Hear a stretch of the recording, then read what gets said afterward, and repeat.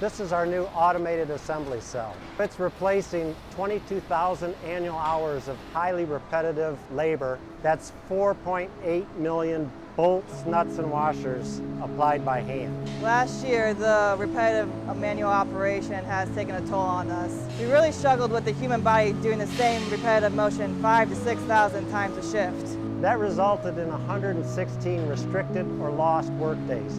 This eliminates all of that.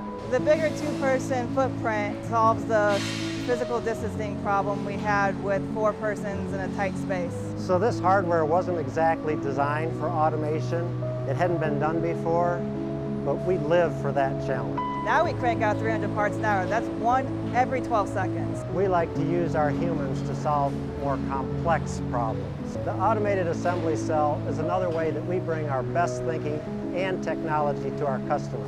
It's another way everybody wins.